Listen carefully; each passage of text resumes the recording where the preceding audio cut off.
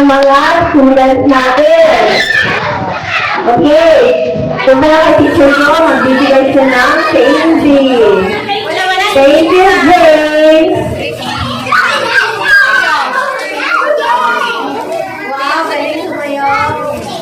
Okay, habang nagbibigay sila ng changing, teacher Katie, let us hear the closing remarks by yours truly, Teacher Carl.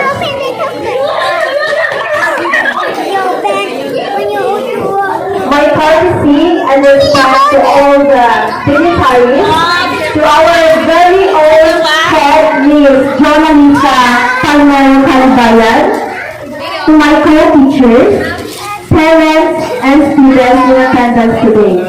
Good morning once again. If there's a beginning, there must be an end.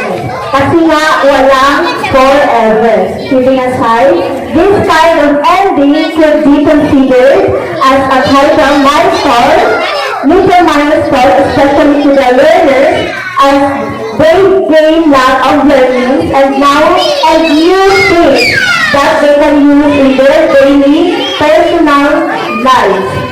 I would also like to take this opportunity to thank you, parents, for their sacrifices for the betterment of the future of their children. Once again, God bless, good luck, congratulations, and see you again in the upcoming class opening for school year 2023-2024.